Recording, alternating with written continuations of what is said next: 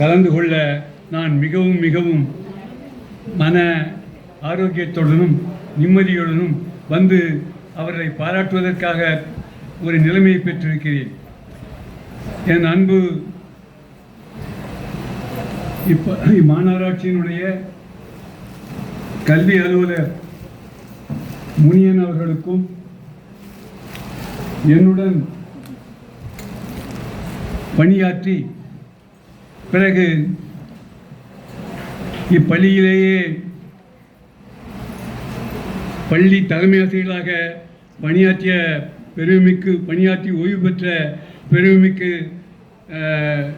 இருதய பிரகாசம் அவர்களுக்கும் ஆறுமுகம் ஐயா அவர்களுக்கும் தற்போது தூளைமேடு பள்ளியிலே பணியாற்றி கொண்டிருக்கும் மதிப்பிற்குரிய சுப்பிரமணியம் ஐயா அவர்களுக்கும் என் சகோதர சகோதரிகளாகிய என் அன்பு செல்வங்களுக்கும் அதை போன்று என் சகோதரி மதிப்பிற்குரிய சித்ரா அவர்களுடைய உறவினர்களுக்கும் குழந்தைகளுக்கும் முதற்கண் என் தலை வணங்கி சிறிய உரையை நிகழ்த்த விரும்புகிறேன். என் அன்பு இவர்களுக்கு எப்பொழுதும் உரித்தாகுக. இந்த குழந்தைகள் 2002ஆம் ஆண்டு ஜூன் மாதம் நான் வரும்பொழுது மிகவும்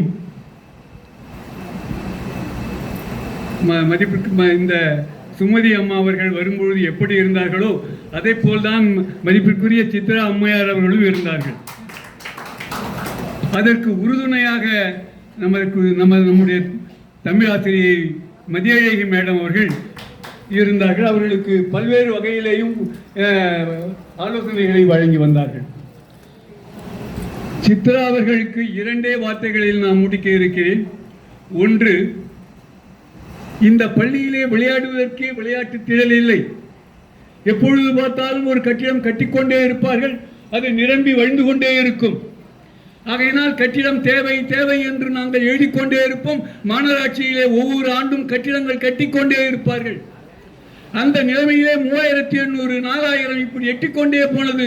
இருபாலார் பள்ளி வேறு, அதை சமாளிக்கின்ற திறன் வேறு. நமக்கு உதாரணமாக ஆசிரியர் பெருமக்கள் அவருடைய பயிற்றுவித்தல் செயலிலே செய்து கொண்டிருக்கிறார்கள். அந்த மாணவர்களை கட்டுப்படுத்துகின்ற ஒரு திறன். அப்பொழுது சித்ரா மட்டும்தான் அங்கே இருந்தார். அந்த சித்ரா 3800க்கும் மேற்பட்ட குழந்தைகளை சமாதானப்படுத்தி பள்ளியிலே இருந்து வெளியே சொல்வதற்கு வழிகாட்டி வைத்தார்கள். அந்த குழந்தைகள் படிப்பதற்குரிய உறுதுணையை வைத்தார்கள்.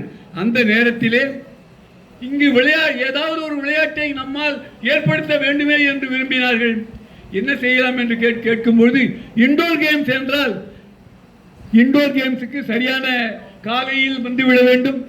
ஏனென்றால் ஷிஃப்ட் ஸ்கூல் காலையில் 7 மணிக்கு 8 மணிக்கு ஆரம்பித்தா கரெக்டாக 5 மணிக்கு தான் முடியும். அதனால் அது சரிப்படாது அப்படின்ட்டு மேடம், அதாவது ஆண் பிள்ளைகளுக்கு வாலிபால் வைக்கலாம், பெண் பிள்ளைகளுக்கு கொக்கோ வைக்கலாம் அப்படின்னு சொன்னாங்க. அதை கொக்கோவும் முடியல. ஏன்னு கேட்டிங்கன்னா காலையில் ஆரம்பிக்கவும் முடியாது, அந்த குழந்தைகள் வரவும் முடியாது, ஈவினிங்கில் அந்த குழந்தைங்களை நிறுத்த முடியாது. இதனால் ஒன்று வாலிபால் பையன்களுக்கு மட்டும் சூஸ் பண்ணோம். அதற்கு பணம் எங்கே போவது? எப்பொழுது பார்த்தாலும் எங்களுக்கு பணம் தேவைதான்.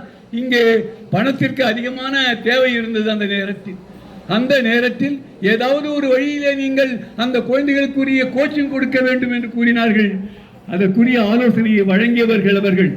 அந்த ஆலோசனையின்படி முதலாக ஒரு கோச் ஒருவர் ஏற்படுத்தி மாதம் 600 ரூபாய் சம்பளம் என்ற விதத்திலே 3 நாட்கள் ஒவ்வொரு வாரத்திலேயும் 3 நாட்கள் எடுப்பதற்குரிய ஒரு வழியை காட்டி அந்த வாலிபால் முதலாக தொடங்கப்பட்டது இந்த பள்ளியில்.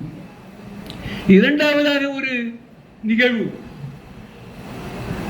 நாங்கள் இந்த பள்ளியில் இருபாலார் படிக்கின்ற பள்ளி.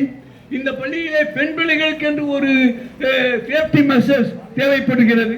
ஆகையினால் அந்த நேரத்தில் பெண் பிள்ளைகளுக்கு நாப்கின் தேவைப்படுவதாக அடிக்கடி கூறப்பட்டிருந்தது. ஆகையினால் அதை என்ன செய்யலாம் என்று ஆலோசனை செய்த பொழுது, உதவி தலைமை ஆசிரியருடன் கலந்து ஆலோசனை செய்த பிறகு இங்கே உடற்பயிற்சி ஆசிரியர் அவர்கள் ஒரு ஆலோசனையை கூறினார். அந்த ஆலோசனையின்படி நீங்கள் ரோட்டரி கிளப்பையாவது லயன்ஸ் கிளப்பையாவது அணுகுங்கள் என்று. நாங்கள் லயன்ஸ் கிளப்பை அணுகினோம்.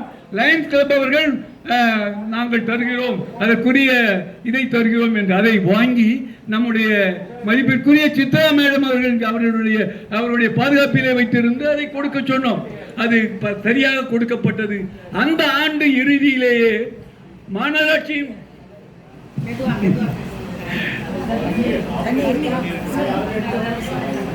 அந்த ஆண்டு இறுதியிலேயே மாநகராட்சியின் சார்பாக, அதாவது சுகாதாரத்துறையின் சார்பாக, சுகாதாரத்துறையினுடைய துணை ஆணையருடைய சார்பாக ஒரு அமைப்பு ஏற்படுத்தப்பட்டு ஒரு கருத்தரங்கு நடைபெற்றது. அந்த கருத்தரங்கிலே தலைமையாசிரியர் சார்பாக என்னையும், உதவி கல்வி அலுவலர் சார்பாக பீர்முகத் அவர்களையும், கல்வி அலுவலர் அடுத்து பெரிய பதவிகளே இருக்கின்றவர்கள் எல்லாம் அந்த கருத்தரங்கிலே கலந்து கொண்டார்கள். அந்த கருத்தரங்கிலே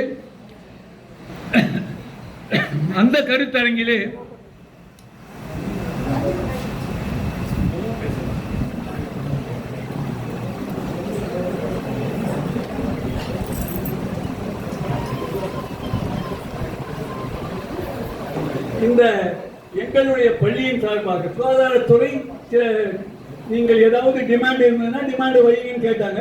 அப்போ நாங்கள் இந்த மாநகராட்சியினுடைய சார்பாக வைத்தோம், மாநகராட்சியுடைய கல்வித்துறையின் சார்பாக வைத்தோம். இந்த சிஸ்டம் எங்களுக்கு பிடிச்சிருக்குது. எங்கள் ஸ்கூலில் நாங்கள் இது சார்பாக வாங்கி கொடுத்து கொண்டிருக்கிறோம். இதை சுகாதாரத்துறை மற்றவர்களுக்கு இதை தெரிவித்தால் நன்றாக இருக்கும் என்று சுகாதாரத்துறை அந்த கருத்தரங்கிலே, அதாவது யூனிசிப்பில் இருந்து அமுதா ஐஏஎஸ் அவர்கள் இப்போது முதன்மை செயலராக இருந்து கொண்டிருக்கிறார்கள். அவர்கள் கலந்து கொண்டார்கள். அவர்கள் கலந்து கொண்டதின் பேரில் அவர்கள் அந்த யூனிசிப் எஜுகேஷனில் இருந்து வந்ததால உடனே நான் இந்த மாநகராட்சிக்கு முழுவதும் இருக்கின்ற பெண் பிள்ளைகளுக்கு தருகிறேன் என்று உறுதியளித்து விட்டு சென்றார்கள். அவ்வாறு உறுதியளித்த பிறகு இன்றைய நிலை என்ன என்று பார்க்கும்பொழுது, அந்த அடுத்த வருடமே சென்னை மாநகராட்சி அனைத்திலுமே இருக்கின்ற பெண் பிள்ளைகளுக்கு அது கொடுக்கப்பட்டது. அடுத்து ஒரு 3 ஆண்டு 4 ஆண்டு காலம் கழித்து தமிழ்நாட்டில் இருக்கின்ற எல்லா பள்ளிகளுக்கும் இந்த பெண் பிள்ளைகளுக்குரிய நாப்கின்கள் கொடுக்கப்பட்டன. ஆனால் 2 வாரத்திற்கு முன்பாக ஒரு பெரிய ஜட்ஜ்மெண்ட் ஒன்று கூறப்பட்டது. சுப்ரீம் கோர்ட்டால் கூறப்பட்ட ஜட்ஜ்மெண்ட். இந்தியாவில் இருக்கின்ற அனைத்து பள்ளிகளிலேயும், அனைத்து உயர்நிலை மேல்நிலை பள்ளிகளிலேயும் அனைத்து குழந்தைகளுக்கும் நாப்கின் கொடுக்கப்பட வேண்டும் என்று கூறப்பட்டிருக்கிறது. அதை அந்த செய்தித்தாளின் வாயிலாக அதை பார்க்கும்போது மதிப்பிற்குரிய நமது சித்ரா மேடம் அவர்கள் தான் அதை ஊக்குவித்தவர், அவர்கள் தான் அதை ஏற்படுத்தியவர் என்பதை தெரிவித்துக் கொள்ள விரும்புகிறேன். ஆகையினால் இந்த 2 நிகழ்வுகள் எப்பொழுதுமே என்னுடைய மனதிலே நின்று கொண்டிருக்கின்றன. சித்ரா மேடம் ஒரு உயர்ந்த ஒரு நிலையிலே இருக்கின்ற அதற்கு ஒரு சான்றாக இது அமைகிறது என்று கூறி உங்கள் அனைவருக்கும் நன்றி கூறி விடைபெறுகிறேன். சித்ரா மேடமும் அவருடைய குழந்தைகளும் மற்ற உறவினர்களும் நன்றாக அவருடைய வாழ்க்கையில் இருக்க வேண்டும் என்றும், நீங்கள் ஓய்வு பெற்ற பிறகு சந்தோஷமாக பேர குழந்தைகளையும் வைத்துக் கொண்டு சந்தோஷமாக இருங்கள் என்று கூறி விடைபெறுகிறேன். நன்றி, வணக்கம். அனைவருக்கும் வணக்கம். நம்முடைய சிம்ம குரலோனை நீங்கள் அனைவரும் ரசித்திருப்பீர்கள். நம்முடைய கர்ம வீரர் காமராசர் வாயை திறந்தால் இந்த வையகமே அமைதியாக அவருடைய பேச்சை கேட்கும். அவர் அவ்வளவு தொலைவில் இருந்து வந்திருக்கின்றார் என்பது பெரிதல்ல. அவருடைய உடல் நிலை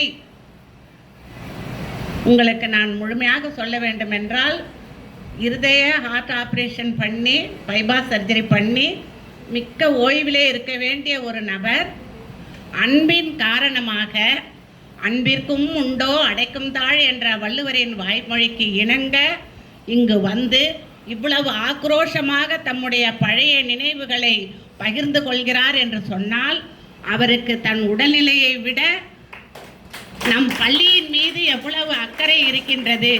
இப்படிப்பட்ட ஒருவரை நாம் மீண்டும் பெறுவதற்கு என்ன பாக்கியம் செய்ய வேண்டுமோ தெரியவில்லை.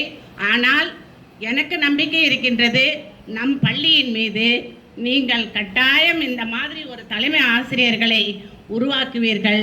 நல்ல நிலைக்கு வர வேண்டும். அன்னாருக்கு நம்முடைய உதவி கல்வி அலுவலர் அவர்கள் கூறியது போல அவர் கர்ஜித்து விட்டு அமர்ந்து விட்டார். அவர் 100 ஆண்டு காலம் நோய் நொடியின்றி எல்லாம் வல்ல இறைவன் அருள் புரிய வேண்டும் என்று வணங்கி வேண்டி கேட்டுக்கொள்கிறேன். நன்றி. Thank you, sir. Thank you, Miss.